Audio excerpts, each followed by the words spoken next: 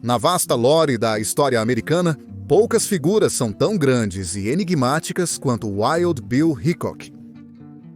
Nascido James Butler Hickok em 1837, ele atravessou as paisagens selvagens da fronteira americana, deixando para trás um legado repleto de mitos e lendas. Renomado por sua habilidade de tiro ao alvo, comportamento destemido e estilo de vida turbulento, Hickok capturou a imaginação de seus contemporâneos e continua a fascinar o público moderno.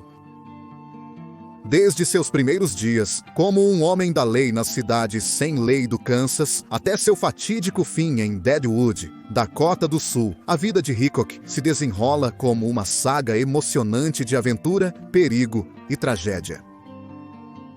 Esta conta ricamente pesquisada mergulha na cativante história de Wild Bill Hickok, explorando o homem por trás de tais mitos e o legado duradouro que ele forjou na fronteira agreste do oeste americano.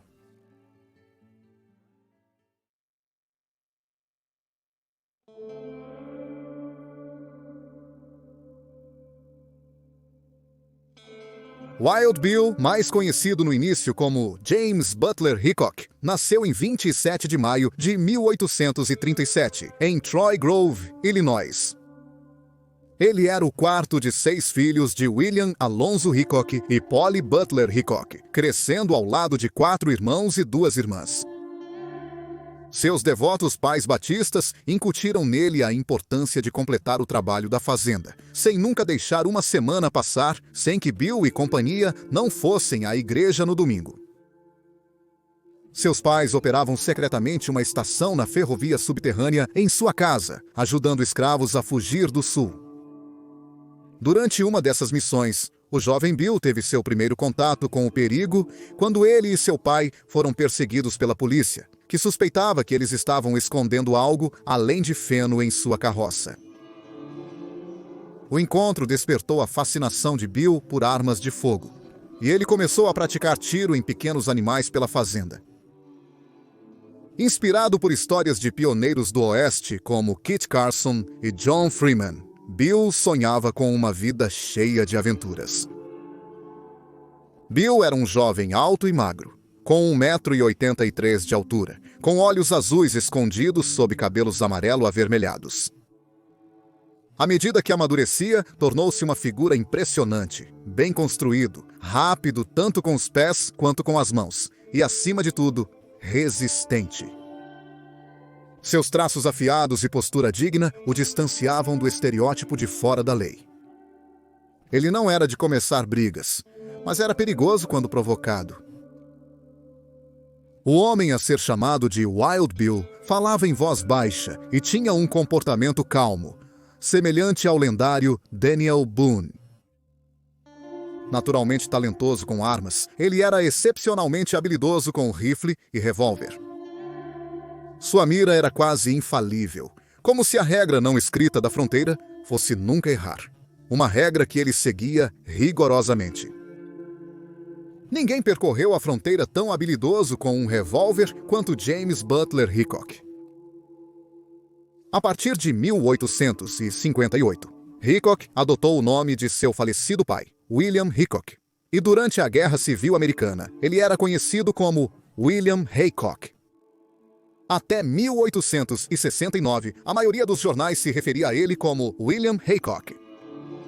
Depois, ele retomou seu nome de nascimento, James Hickok. Embora os registros militares, após 1865, o listassem como Hickok, ele ainda era às vezes conhecido como Haycock. Um artigo de notícias errou tão feio que soletraram seu sobrenome como Hitchcock. Enquanto estava em Nebraska, alguém o chamou zombeteiramente de Duck Bill, devido ao nariz longo e lábios protuberantes. Antes de 1861, durante seu tempo com os Jayhawkers, ele também era conhecido como Shanghai Bill, devido ao seu bico alto e esguio. Após um incidente particularmente violento, ele deixou crescer um bigode e, em 1861, começou a se chamar de Wild Bill. Embora seu apelido lendário viria alguns anos depois, Sua balada realmente começou quando Bill tinha 14 anos, e seu pai foi assassinado devido às suas firmes crenças abolicionistas. Aos 17 anos, Bill começou a trabalhar como condutor de reboque no canal de Illinois e Michigan. Após um ano, ele se mudou para Kansas, conseguindo um emprego em Monticello, Johnson County, como condutor de diligência nas trilhas de Santa Fé e Oregon. Aos 18 anos e em 1855, James Hickok deixou Illinois após uma briga com Charles Hudson. A briga fez com que ambos os homens caíssem em um canal, levando-os a acreditar que haviam se matado. Bill então se refugiou no Fort Leavenworth, no território do Kansas, e se juntou ao exército do Estado Livre de Jim Lane, também conhecido como Jayhawkers, um grupo de vigilantes obstinado em combater as facções pró-escravidão. Os Jayhawkers tiveram seu auge durante o período do Kansas sangrento. Enquanto estava com os Jayhawkers, Bill conheceu ninguém menos que o jovem de 12 anos, William Cody, mais tarde famoso como Buffalo Bill, e conhecido por suas extravagâncias espetaculares do Velho Oeste. Cody, apesar de sua tenra idade, serviu como batedor para o Exército dos Estados Unidos da América 2 anos depois, durante a Guerra de Utah, graças ao seu aprendizado com um igualmente jovem Hickok. Em 1857, Bill reivindicou 160 acres no condado de Johnson, Kansas, perto da atual Lenexa. Em 22 de março de 1858, ele foi eleito como um dos primeiros 4 guardas do município de Monticello. Até 1859, ele formou uma equipe com a Russell Majors e Waddell Freight Company, que depois estabeleceu o Pony Express. Durante esse tempo, as diligências enfrentavam constantes ameaças de bandidos e tribos indígenas americanas. Bill, conhecido por suas excelentes habilidades de tiro, muitas vezes tinha que se defender desses perigos. Em uma viagem, a diligência quebrou perto de Wetmore, Colorado, enquanto Hickok estava dirigindo uma equipe de carga de Independence, Missouri, para Santa Fé, Novo México. Enquanto Hickok dormia sob arbustos do lado de fora, os passageiros na diligência foram acordados por uma agitação. Um passageiro acendeu uma lanterna de querosene e viu Hickok sendo atacado por um urso canela, um tipo de urso negro especialmente pigmentado. Após uma luta feroz, Hickok conseguiu matar o urso com uma faca de 6 polegadas, embora tenha ficado gravemente ferido. A própria versão de Hickok do evento acrescentou ainda mais drama. Ele afirmou que encontrou um urso canela e seus 2 filhotes bloqueando a estrada. Ele desceu do seu cavalo e atirou na cabeça do urso, mas a bala ricocheteou em seu crânio, deixando o urso furioso. O urso atacou, prendendo Hickok com seu corpo. Ele disparou outro tiro, ferindo a pata do urso, mas o urso revidou, mordendo seu braço. Hickok então pegou sua faca e cortou a garganta do urso, matando-o finalmente. Independentemente dos detalhes, Hickok de fato ficou com ferimentos graves, incluindo peito, ombro e braço esmagados, efetivamente acamado por 4 meses. Após isso, foi enviado para a estação Rock Creek, no território de Nebraska, para trabalhar como ajudante de estábulo durante sua recuperação. A empresa de frete havia construído esta estação de diligências ao longo da trilha do Oregon, perto de Fairbury, Nebraska, em um terreno comprado de David McCandless, que também aconteceu de ser o primeiro adversário letal na carreira do jovem Wild Bill.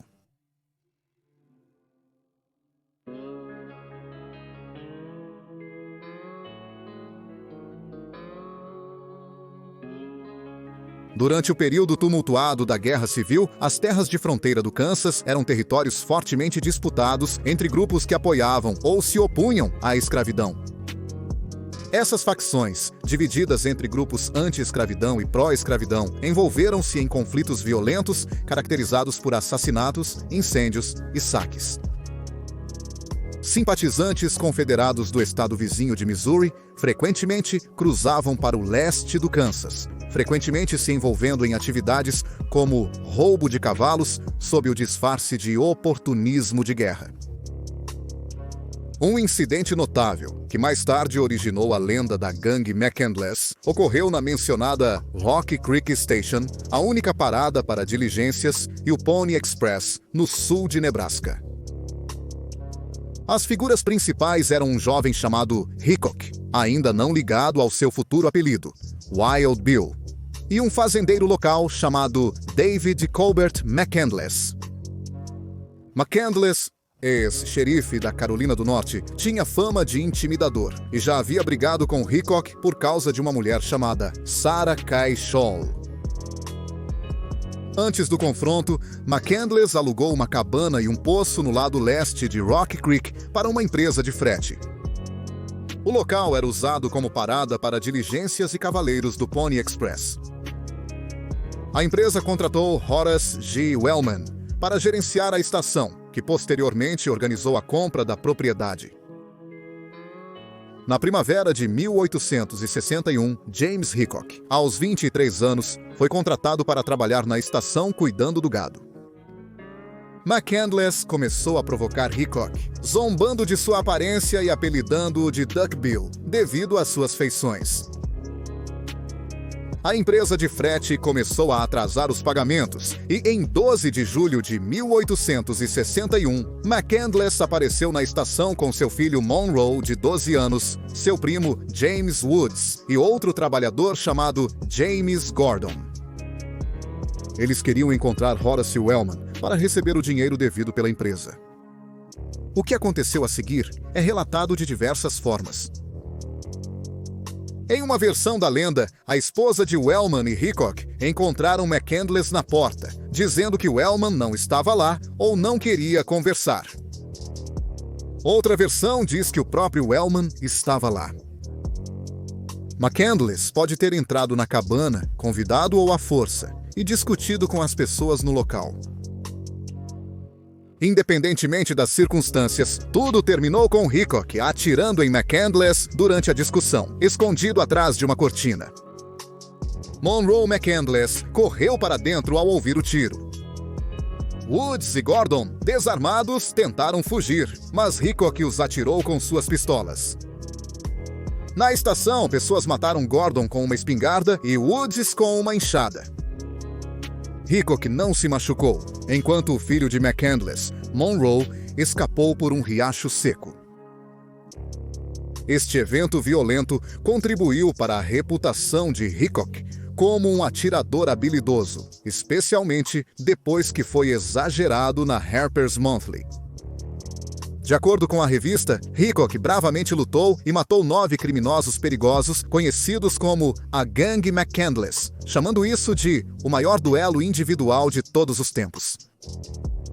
A história afirmava que Hickok levou 11 tiros durante a luta, mas há debate sobre como esse detalhe sequer veio a existir.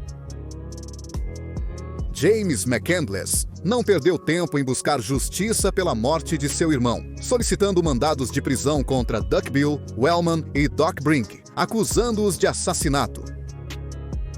Quando os pistoleiros foram presos e o julgamento começou, Monroe McCandless, a única testemunha sobrevivente do lado do Estado, estava pronto para testemunhar, mas foi negada a chance pelo juiz.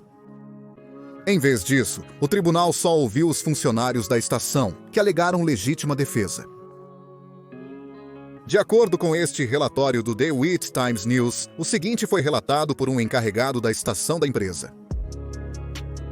Quando ocorreu o incidente, eu estava na estação mais a oeste e cheguei bem na hora em que Wild Bill se preparava para ir a Beatrice para seu julgamento.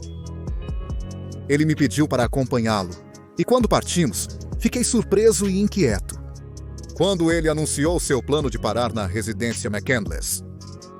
Apesar do meu desconforto, paramos. Ele expressou pesar à senhora McCandless pela perda de seu marido e entregou a ela $35, equivalente a 1.187 hoje, dizendo: "Isso é tudo que eu tenho! Desculpe, não tenho mais para lhe dar. Seguimos para Beatrice, e no curto julgamento, ele alegou legítima defesa. Ele foi absolvido rapidamente, sem oposição. O julgamento durou no máximo 15 minutos. Após esta tragédia, alguns membros da família McCandless se mudaram para Florence, Colorado, e mudaram a grafia de seu sobrenome para McCandless. Hickok, aproveitando sua nova fama, também mudou de nome após o incidente. Usando seu bigode para esconder seu lábio superior proeminente, ele incentivou as pessoas a se referirem a ele como Wild Bill, em vez de Duck Beach. Em 1882, C. Jenkins e Sam Jr. Alexander estavam entre os primeiros a compartilhar sua versão dos eventos no rancho onde ocorreu o tiroteio.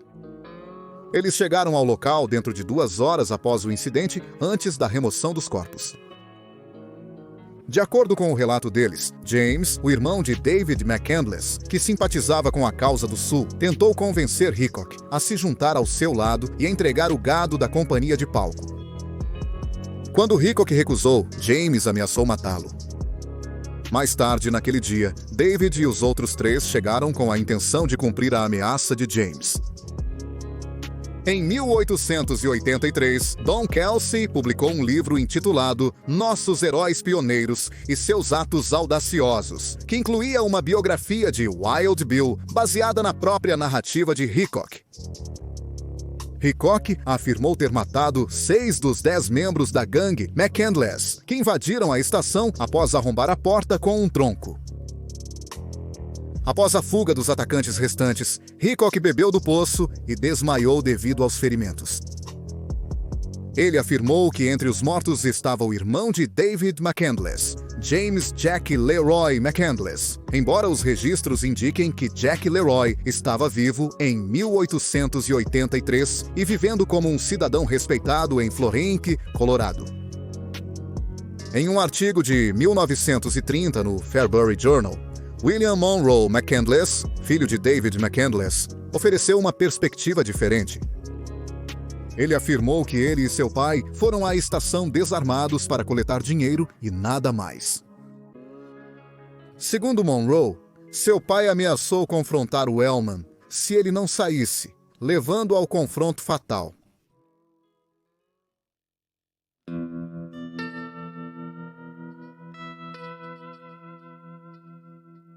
Quando a Guerra Civil começou em abril de 1861, Hickok se juntou ao Exército da União como mestre de carroça e escoteiro em 30 de outubro de 1861, em Sedalia, Missouri. Os registros oficiais de seu serviço militar fornecem poucos detalhes sobre suas funções. No entanto, algumas histórias de suas façanhas heróicas em tempo de guerra sobreviveram, sendo passadas pela tradição oral e testemunho escrito. Segundo um relato, enquanto Hickok era mestre de carroça sob o general Fremont, ele encontrou forças confederadas a caminho de Sedalia conforme a guerra se intensificava. Ele se envolveu em um tiroteio, usando suas pistolas para se defender, matando vários soldados inimigos. Este único confronto resultou na morte de 12 homens, demonstrando sua habilidade de combate em uma idade jovem. Embora ele não tenha se alistado formalmente como um atirador de elite, Hickok assumiu o papel independentemente, porque gostava da ação, provando ser excepcionalmente letal nesta capacidade. Segundo a lenda, durante a Batalha de Pea Ridge, em Arkansas, ele se posicionou atrás de um tronco no topo de uma colina com vista para as forças confederadas abaixo. Em 4 horas, ele teria matado 35 soldados inimigos, incluindo o general confederado McCulloch. Sua precisão na batalha foi comparada à caça de búfalos, e embora tenha enfrentado um contra-ataque do inimigo, ele foi resgatado por seus companheiros de armas. Outra lenda da Guerra Civil diz que Wild Bill assumiu o papel arriscado de espião para o General Curtis, aventurando-se em território inimigo para coletar informações para a União. Ele infiltrou-se nas fileiras das tropas do Príncipe Pop, misturando-se entre os voláteis soldados de Missouri e Arkansas. Disfarçado de membro de uma companhia de Rangers montados do Price por motivos de negócios, Bill obteve as informações necessárias e escapou, matando até mesmo um sargento confederado chamado Lawson no processo. O General Curtis o enviou em uma missão semelhante várias vezes, uma vez para as forças de Kirby Smith, no Texas, onde Bill novamente provou sua habilidade, eliminando 2 perseguidores enquanto fugia. Aos 25 anos, Bill já havia vitimado pelo menos 62 pessoas conhecidas. Durante sua terceira missão em território confederado, em outra seção do exército de Price, a cobertura de Bill foi descoberta, resultando em sua captura como espião. Apesar de estar amarrado, ele conseguiu se libertar e matar seu captor antes de escapar mais uma vez. No entanto, sua notoriedade tornou o trabalho secreto adicional impossível. Então, ele passou a atuar como um batedor e operando independentemente sob o General Davis durante a segunda invasão de Price ao Missouri. Livre das regras militares, ele encontrou 3 homens armados e rapidamente matou 2, ferindo mortalmente o terceiro.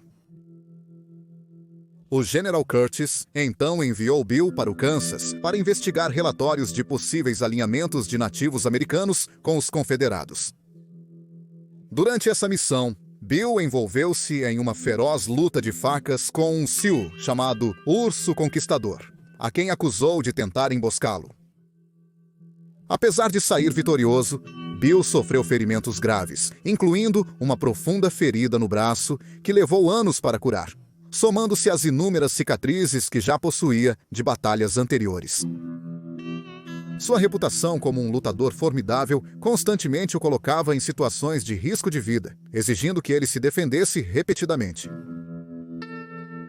Em setembro de 1862, Wild Bill Hickok deixou o exército da União por motivos desconhecidos.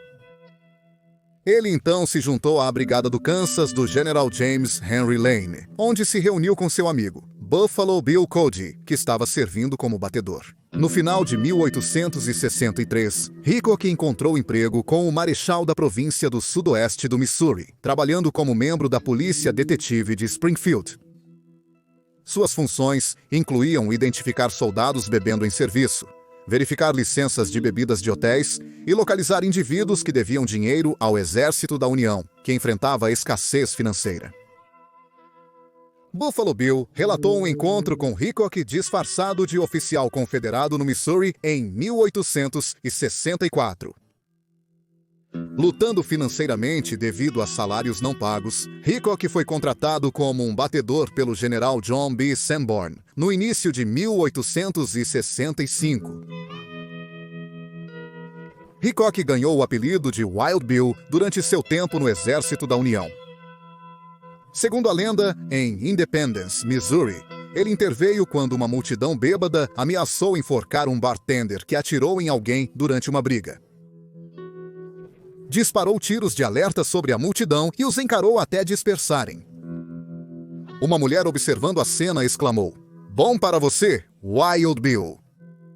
Embora ela possa tê-lo confundido com outra pessoa, o apelido pegou. Após ser dispensado em junho, Hickok voltou para Springfield, Missouri, onde aprimorou sua habilidade no jogo. Segundo a história do Condado de Greene, Missouri, de 1883, Hickok era descrito como um indivíduo áspero e desordeiro que gostava de intimidar os outros, especialmente quando embriagado. Essa reputação levaria a mais problemas do que qualquer um poderia esperar.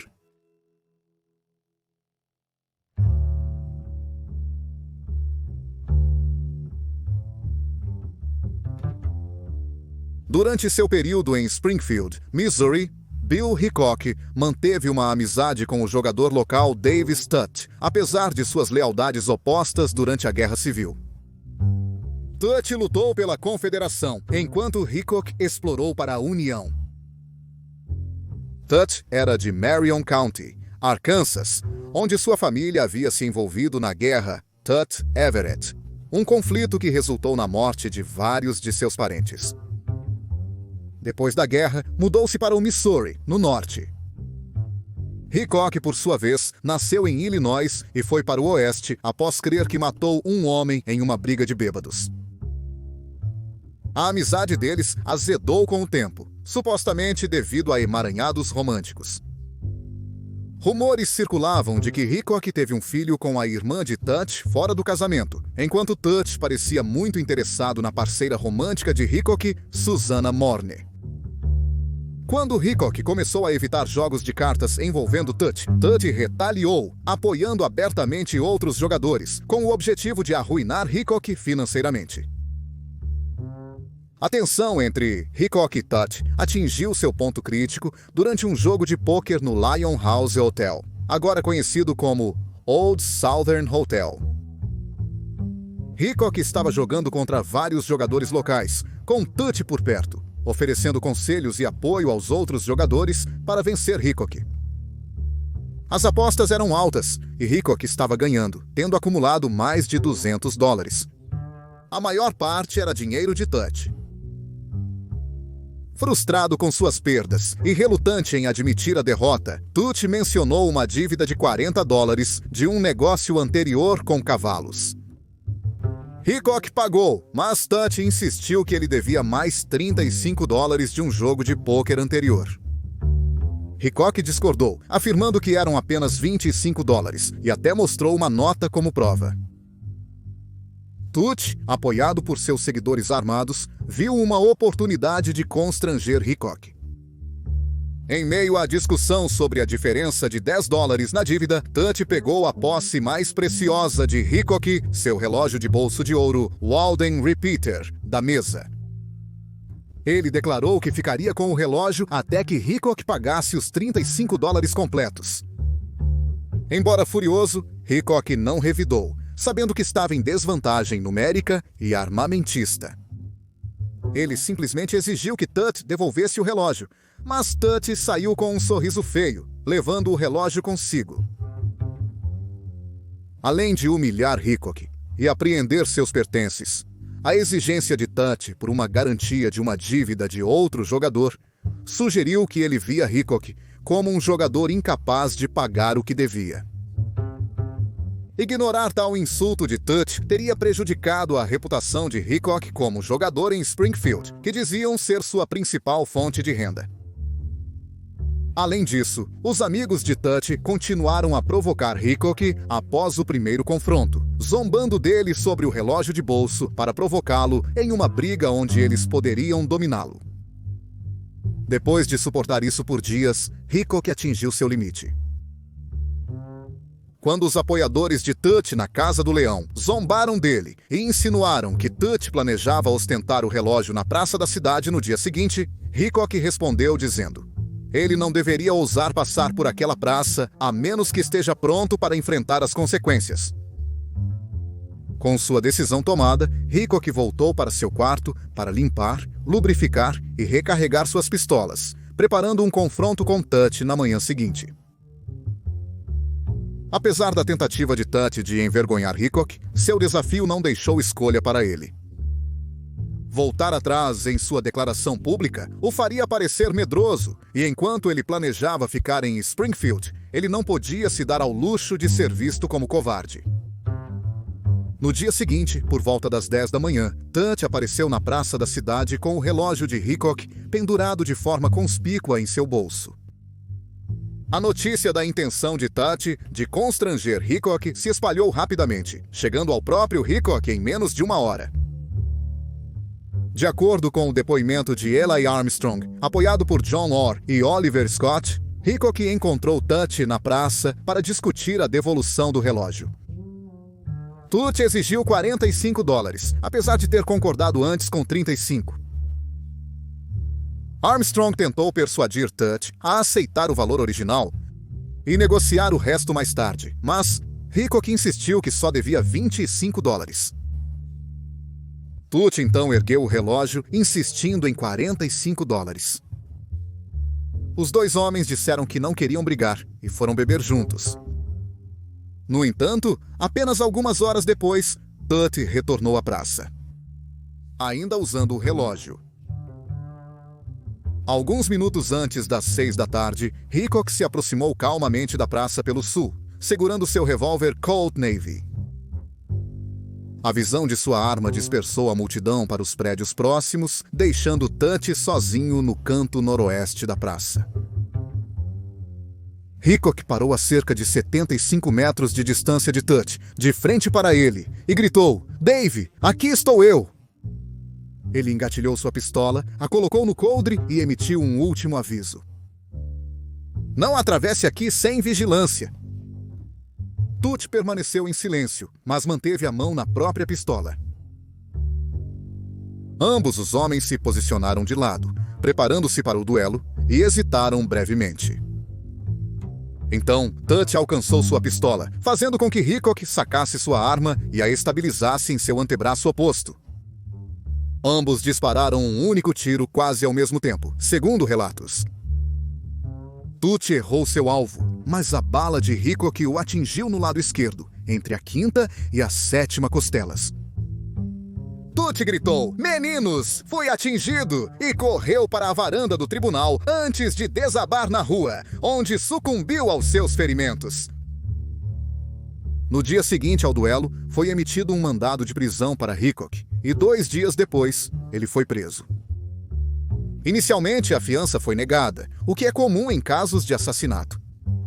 Contudo, Hickok pagou fiança de $2.000, equivalente a $39.000 atualmente, no mesmo dia, após o magistrado reduzir a acusação de assassinato para homicídio culposo, considerando as circunstâncias.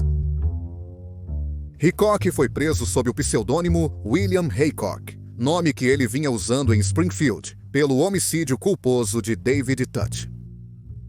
Durante o julgamento, seus nomes foram ajustados para John Briscoe Haycock e Davis Tut, Pequeno Dave, com pequeno servindo como referência a Júnior, em termos modernos, indicando ter o mesmo nome que o pai. O julgamento de Haycock por homicídio culposo iniciou em 3 de agosto de 1865 e durou 3 dias. 22 testemunhas da praça testemunharam durante o julgamento. A representação legal de Hickok foi fornecida pelo coronel John S. Phelps, ex-governador militar da União de Arkansas. O major Robert W. Fionn liderou a acusação, enquanto Sempronius H. Boyd atuou como juiz. Apesar da perda das transcrições do julgamento, relatórios jornalísticos indicam que Hickok alegou. O foco central do julgamento foi determinar quem atirou primeiro. Apenas 4 testemunhas observaram diretamente a altercação, e entre elas, 2 afirmaram que ambos os homens dispararam simultaneamente, mas não conseguiram discernir quem sacou a arma primeiro. Outra testemunha, atrás de Hickok, só confirmou as ações dele, pois não conseguia ver Tut. Uma testemunha disse que Tut não atirou, mas percebeu que sua arma tinha sido disparada.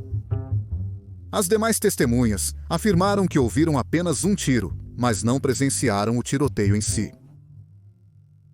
Apesar de a autodefesa de Hickok não se alinhar com a lei estadual sobre combate mútuo, já que ele chegou armado e preparado para a luta, o júri concluiu que suas ações foram justificadas ao atirar em Tut.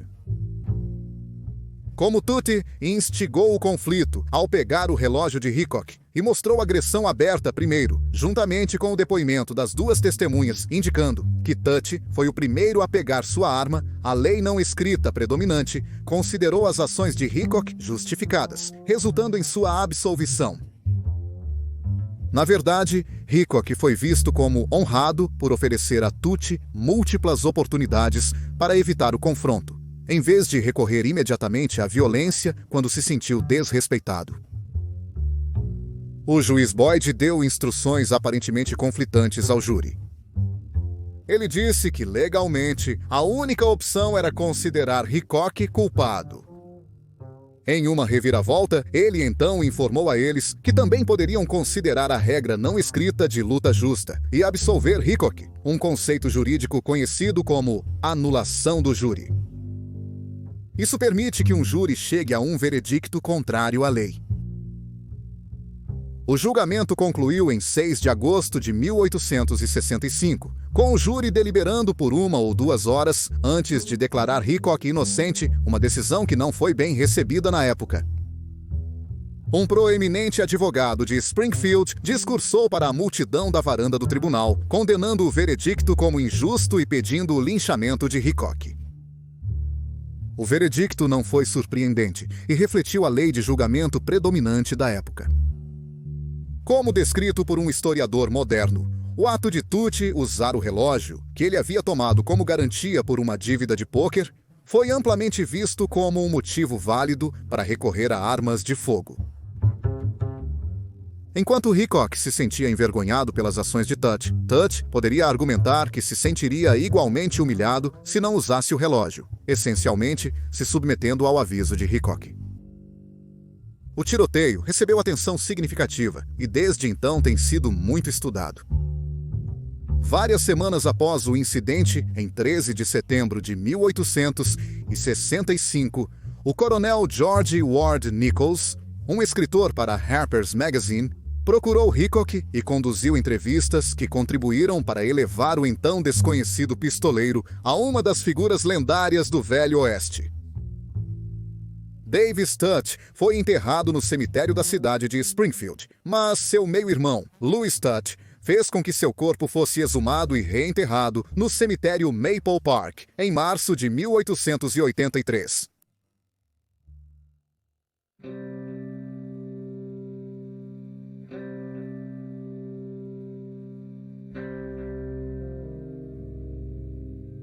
Em setembro de 1865, Hickok quase ganhou a eleição para xerife da cidade em Springfield. Ele então se mudou para Fort Riley, Kansas, onde foi indicado para um cargo de delegado federal adjunto.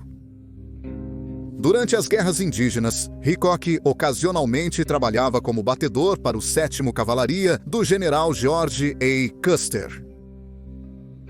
Durante seu tempo no 7º Cavalaria, Hickok se tornou amigo próximo de Custer e foi um de seus principais batedores. Buster respeitava Hickok e costumava jogar pôquer com ele. A relação deles poderia ter se fortalecido se não fosse pelos eventos em Little Bighorn.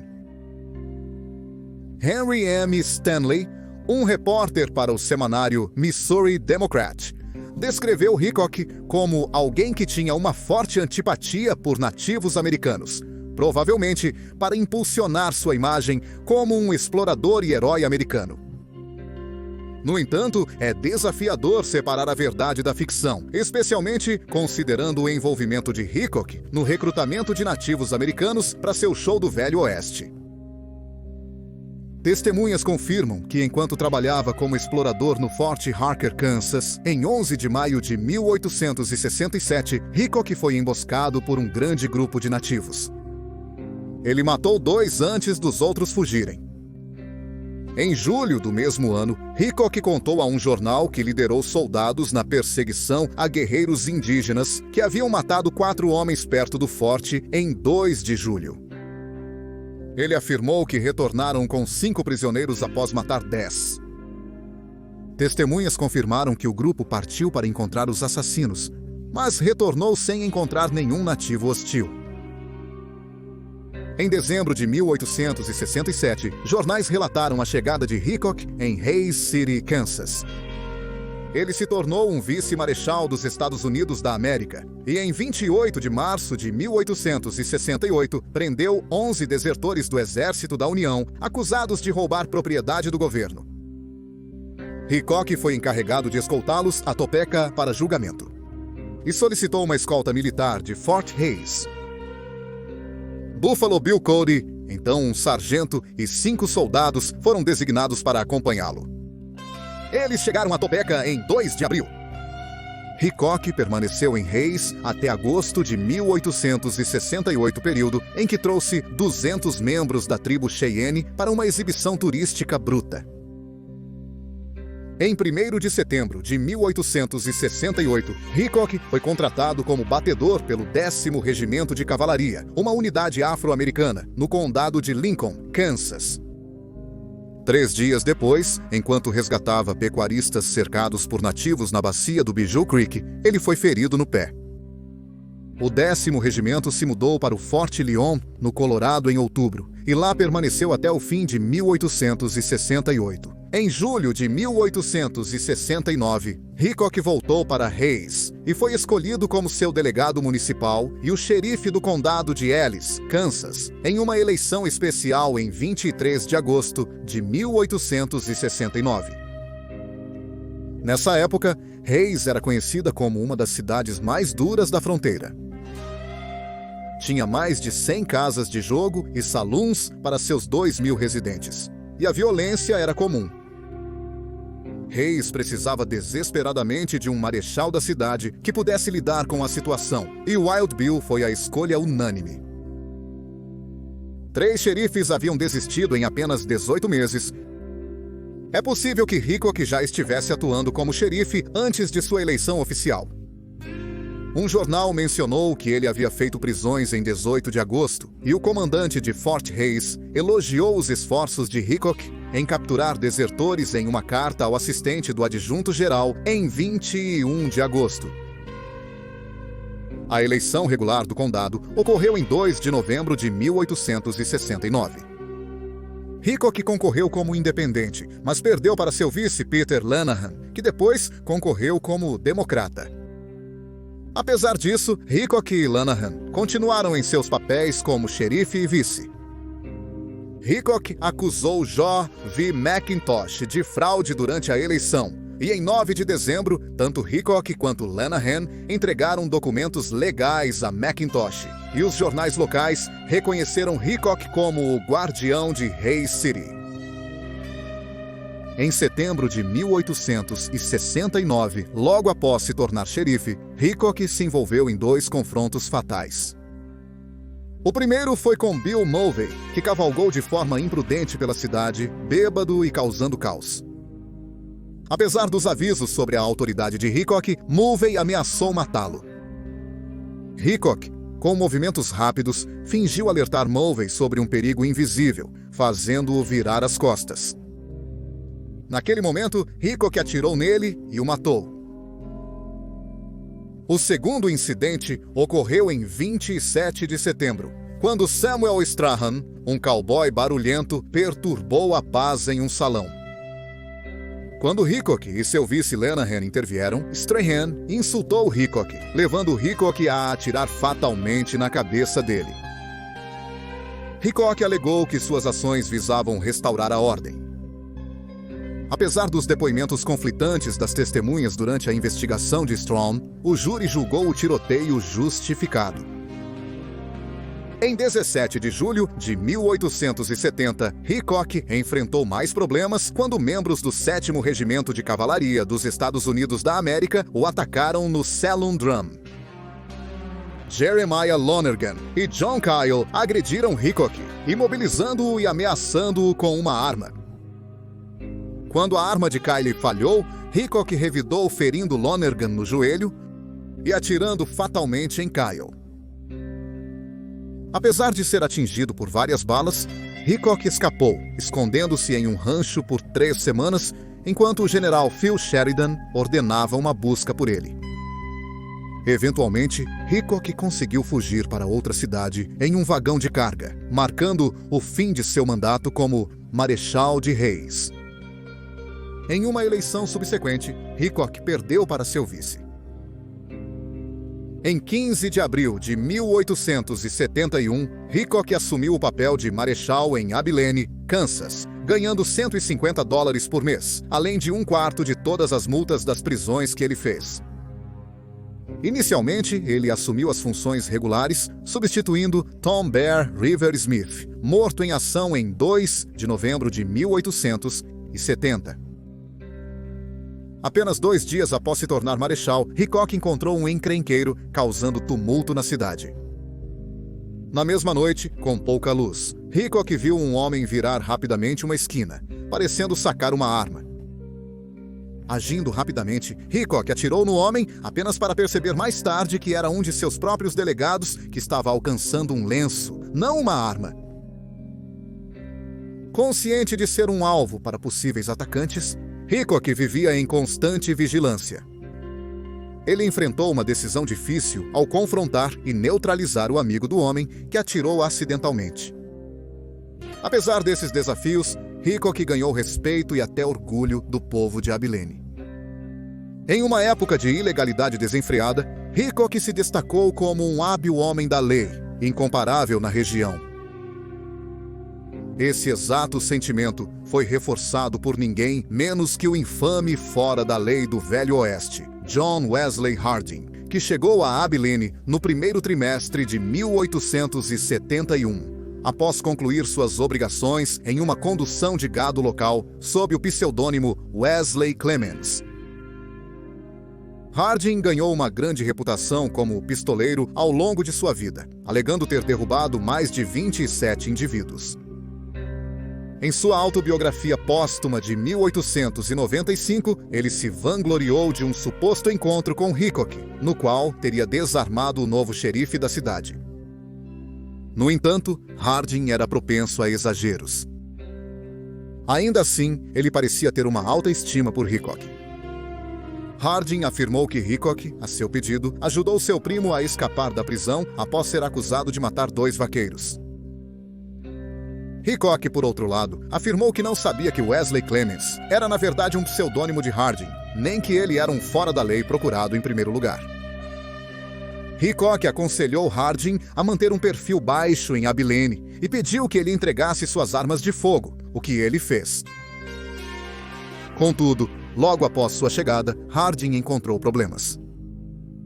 Enquanto estava hospedado no American House Hotel, ele foi perturbado pelo ronco alto do quarto vizinho. Irritado, Harding disparou tiros através da parede em resposta.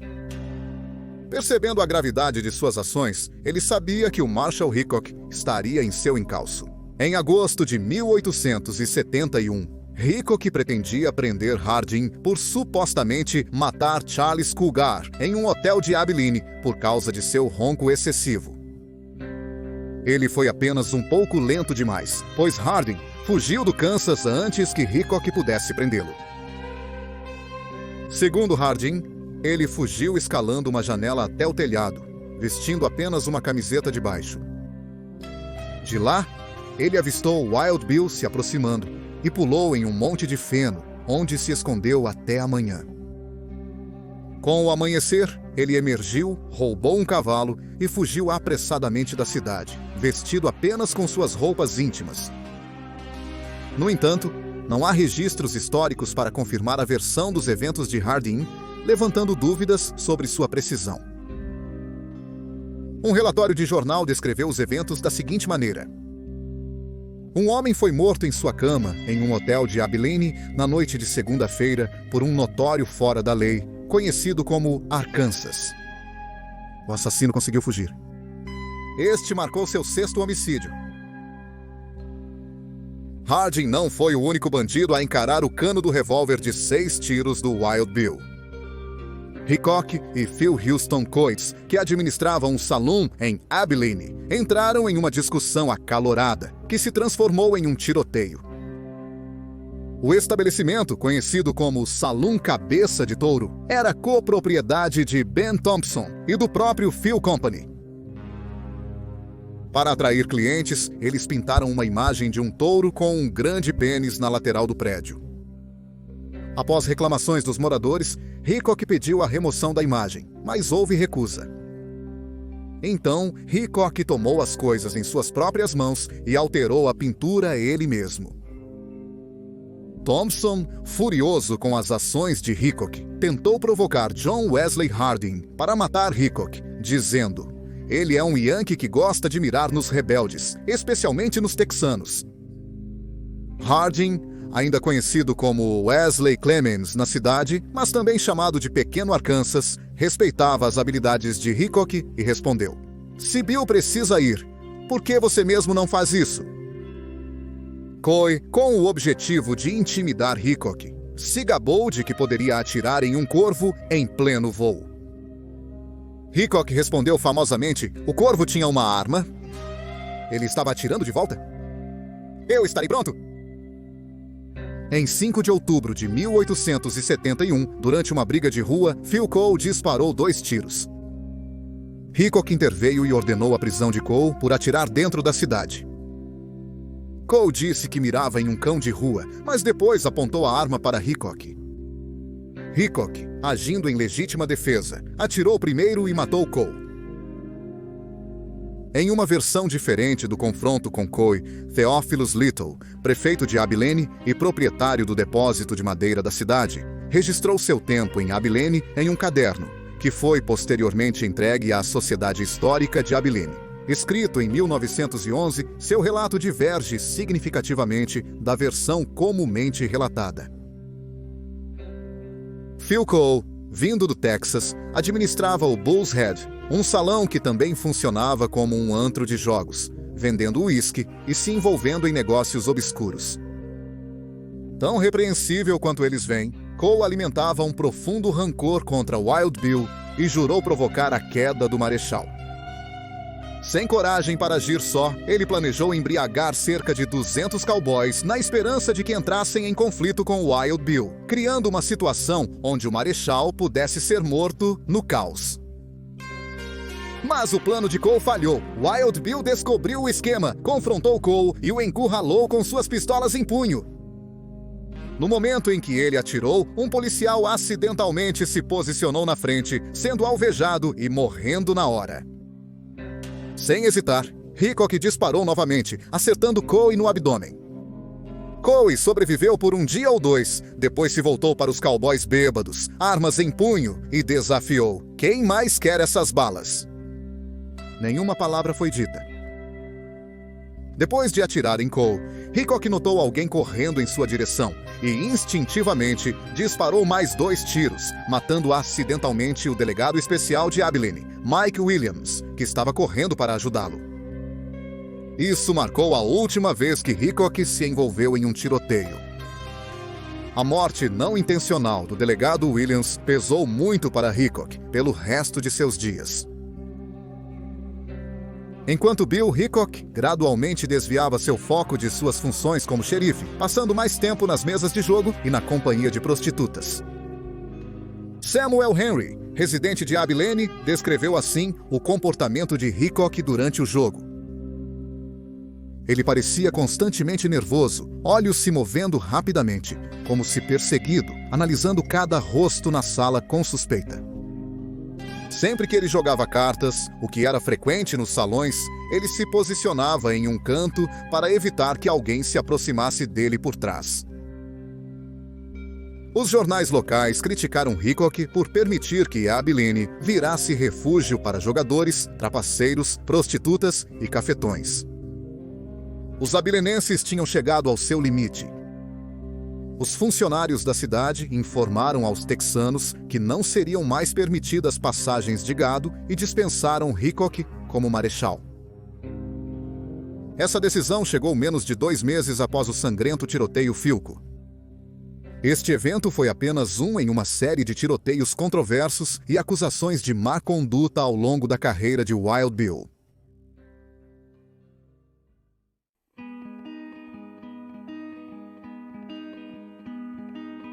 Em 1872, Hickok reuniu 6 nativos americanos e 3 cowboys para se juntarem a ele em uma viagem às cataratas do Niágara. Lá, ele investiu $1.000 em uma exposição ao ar livre que ele chamou de As Ousadas Caçadas de Búfalos das Planícies. Isso ocorreu quando a costa leste estava fascinada por histórias do Velho Oeste, devido a romances baratos e reportagens sensacionalistas. Como o show era ao ar livre, Hickok não podia obrigar o público a pagar a entrada. O empreendimento acabou sendo um desastre financeiro. A exposição incluía 6 búfalos, um urso e um macaco. Durante uma apresentação, as coisas deram errado quando um dos búfalos se recusou a cooperar. Hickok disparou um tiro para o ar em frustração, o que assustou o búfalo e causou caos entre o público. Pessoas foram pisoteadas quando os animais se libertaram dos cercados, levando ao fracasso do evento. Em 1873, Buffalo Bill Cody e Texas Jack Omohundro convidaram Hickok para se juntar ao seu show itinerante após seu sucesso anterior. Hickok, porém, não apreciava se apresentar e frequentemente buscava evitar os holofotes. Uma vez ele até atirou no holofote quando este brilhou sobre ele. Meses depois, ele foi dispensado do grupo. Em 1876, Hickok visitou um oftalmologista em Kansas City, Missouri, buscando tratamento para seus problemas de visão. Embora não haja um diagnóstico claro documentado, especialistas especularam que ele poderia ter condições como sífilis ou glaucoma. Mesmo com apenas 39 anos, sua visão e saúde geral aparentam estar piorando. Além disso, ele foi preso várias vezes por vadiagem, apesar de anteriormente ter uma boa renda com jogos de azar e aparições públicas. Entre 1871 e sua morte em 1876, Hickok lutou com problemas de visão. De acordo com John Wesley Doc Howard, um ex-cavaleiro que conhecia Hickok, o pistoleiro teve que deixar os escoteiros de Buffalo Bill no show aéreo, porque as luzes brilhantes incomodavam muito seus olhos, explicando seu comportamento errático. Segundo Charles Snyder, especialista em olhos da Harvard Medical School, conjuntivite e tracoma eram problemas oculares comuns no Velho Oeste. Ele até notou que Jesse James, outra figura famosa daquela época, lidou com problemas oculares semelhantes. No espectro mais positivo de sua vida pessoal, Hickok também se apaixonou antes de disparar sua última bala. Ele encontrou Agnes Thatcher Lake, de 45 anos, em 31 de julho de 1871. Lake, uma viúva e proprietária do Circo Hippo Olympiade de Lake, visitou Abilene para pagar a taxa de sua apresentação circense no escritório do xerife da cidade. Apesar da partida do circo no dia seguinte, Lake e Hickok continuaram se comunicando por cartas. Em 5 de março de 1876, Hickok se casou com Lake em Cheyenne, território de Wyoming. Não durou muito, no entanto, pois Hickok partiu alguns meses depois, deixando sua nova esposa para trás para se juntar à caravana de Charlie Utter, com a esperança de enriquecer nos campos de ouro da Dakota do Sul. Pouco antes de sua morte, Hickok escreveu uma carta para sua esposa, expressando seu afeto e mencionando: "Agnes, querida, se nunca mais nos encontrarmos, ao disparar meu último tiro, direi suavemente o nome da minha esposa, Agnes. E até desejo bem aos meus inimigos, enquanto dou o salto e tento atravessar para o outro lado." Calamity Jane, também conhecida como Martha Jane Canary, afirmou em sua autobiografia que já foi casada com Hickok e se divorciou dele para que ele pudesse se casar com Agnes Lake. Porém, nenhum registro oficial apoia sua afirmação. É possível que eles tenham se cruzado pela primeira vez depois que Jane foi libertada da casa de guarda em Fort Laramie e se juntou à caravana em que Hickok viajava. A caravana chegou a Deadwood em julho de 1876. Jane reiterou essa versão dos eventos em uma entrevista de jornal em 1896, embora ela tenha afirmado ter sido hospitalizada devido a uma doença em vez de estar na casa de guarda.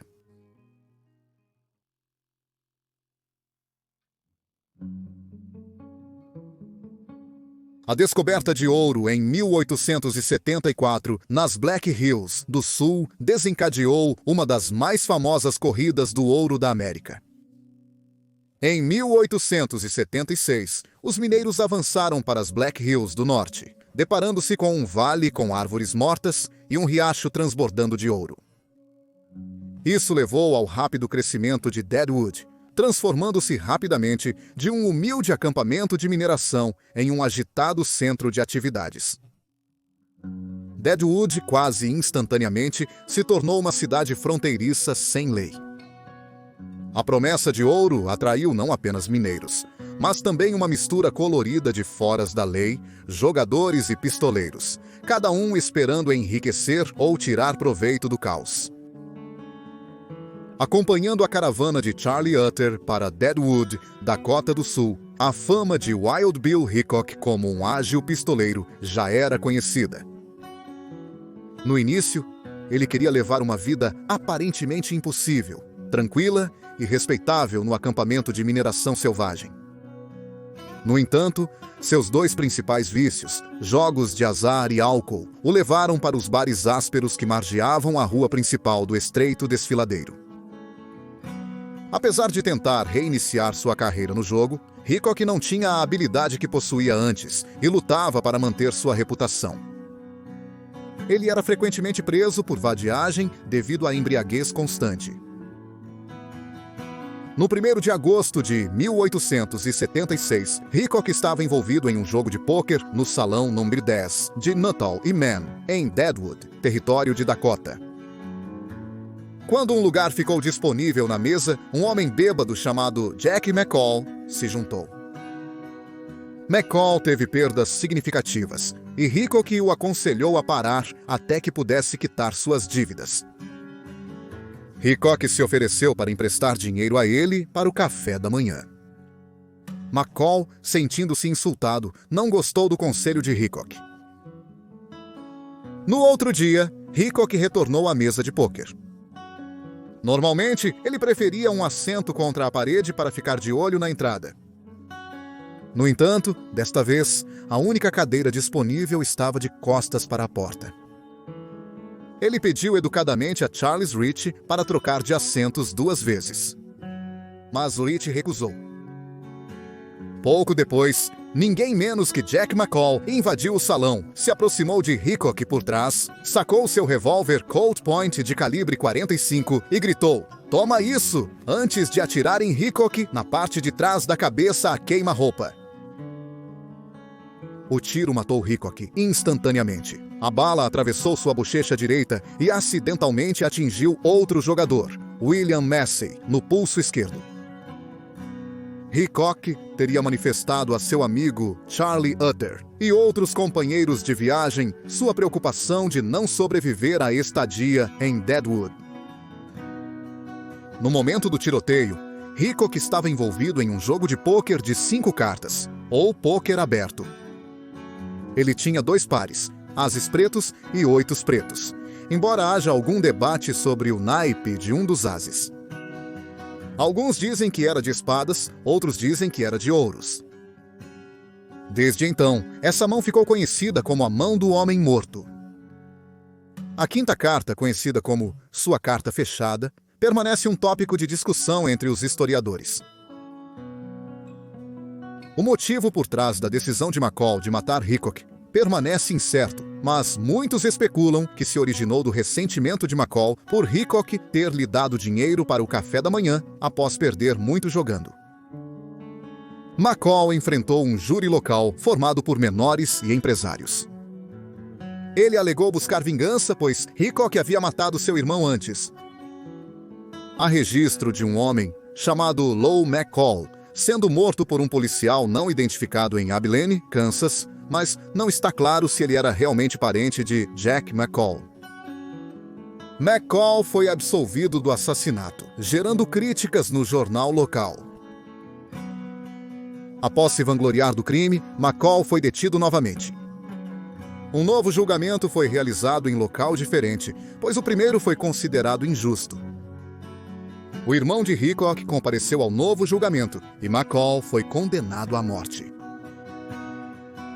Um repórter entrevistou McCall antes de sua execução e ele não mostrou nenhum remorso. Há sugestões de que McCall foi contratado por jogadores que temiam a reputação de Hickok por defender a lei. McCall foi enforcado em 1º de março de 1877 e enterrado em um cemitério católico. Quando seu corpo foi posteriormente movido, a corda ainda estava em volta do seu pescoço. Charlie Utter, o condutor de carroça que levou Wild Bill a Deadwood, ficou responsável pelo corpo de Hickok após seu falecimento. Ele colocou um aviso no jornal local, o Black Hills Pioneer, anunciando a morte de Hickok e convidando todos para seu funeral no acampamento de Charlie Utter. A cidade inteira compareceu ao funeral e Hickok foi enterrado com uma marcação de madeira no túmulo, inscrita com uma mensagem de Uther, prometendo um reencontro na vida após a morte. Hickok, conhecido por seu envolvimento em vários tiroteios fatais, foi sepultado no cemitério Ingleside, de Deadwood. Não muito tempo depois, como o cemitério encheu rapidamente, seu corpo foi transferido para o cemitério Mount Moriah, 3 anos depois. Uther supervisionou a mudança e notou que o corpo de Hickok tinha se petrificado em parte, devido a um embalsamamento imperfeito. Os trabalhadores tiveram dificuldade em mover os restos de Hickok devido à petrificação que aumentou seu peso. O marcador de sepultura original de madeira foi realocado, mas depois destruído por caçadores de souvenirs. Foi substituído por uma estátua, que também sofreu o mesmo destino. Por fim, uma escultura de arenito de Hickok foi erguida, mas também foi vandalizada e precisou ser protegida em uma gaiola. Hickok está enterrado no cemitério Mount Moriah, em uma parcela cercada por grades de ferro fundido, com uma bandeira dos Estados Unidos da América hasteada por perto. A bandeira de Deadwood nunca é abaixada, pois a cidade recebeu permissão para homenagear os veteranos da Primeira Guerra Mundial, mantendo-a hasteada 24 horas por dia, 7 dias por semana. Calamity Jane, conforme seu desejo, foi supostamente enterrada ao lado de Hickok. Alguns membros do comitê que planejou seu funeral afirmaram depois que a colocaram lá como uma piada para Hickok, pois achavam que ele não gostava dela em vida. No momento de sua morte, Hickok estava armado com um Smith & Wesson modelo NOM. 2 revólver do exército, calibre .32, ação simples, capacidade 5 tiros. Este revólver era notável por ser um dos primeiros a usar cartuchos metálicos. Um avanço tecnológico favorecido por muitos oficiais da União durante a Guerra Civil. A pistola, com número de série 29.900 e 63 cano de 6 polegadas, acabamento azulado e empunhaduras de jacarandá envernizadas, foi leiloada pela Bonham's Auction Company em novembro de 2013. Apesar de atrair o lance mais alto de $220 mil, a arma não atingiu seu preço de reserva e permaneceu não vendida. Outra pistola que Hickok possuía no momento de sua morte era uma Sharps modelo 1859 Derringer, que também disparava munição calibre .32 de 4 canos. As armas preferidas de Hickok eram um par de revólveres Colt modelo 1851 Navy, calibrados em .36 e com empunhaduras de marfim, niquelados e com gravações intricadas com a inscrição John Briscoe, Hickok, 1869 na parte de trás. Ele normalmente carregava esses revólveres com a coronha voltada para a frente em um cinto ou faixa, raramente usando coldres. Ao sacar suas pistolas, Hickok empregava uma técnica conhecida como saque reverso, torção ou saque de cavalaria, semelhante à de um cavaleiro. Durante seu tempo como marechal de reis, ele também carregava uma pistola Adams e Dean calibre 44. Wild Bill Hickok permanece como um símbolo duradouro da fronteira americana, reverenciado por suas lendárias façanhas e vida colorida. Seu legado transcendeu o tempo, encontrando um lugar proeminente na cultura popular através da literatura, filmes e programas de televisão. Hoje, o local de nascimento de Hickok foi transformado no Memorial Wild Bill Hickok, reconhecido como um local histórico pela Agência de Preservação Histórica de Illinois. Em Deadwood, Dakota do Sul, a memória de Hickok é honrada através de uma reconstituição anual de seu trágico assassinato e a captura de seu agressor, Jack McCall. O impacto de Hickok no pôquer foi imortalizado em 1979, quando foi póstumamente introduzido no Hall da Fama do Pôquer, um testemunho de sua habilidade e influência. Através dessas comemorações e reconhecimentos, o espírito de Wild Bill Hickok continua a cativar e inspirar gerações, deixando uma marca indelével no ethos americano de bravura, aventura e espírito de fronteira.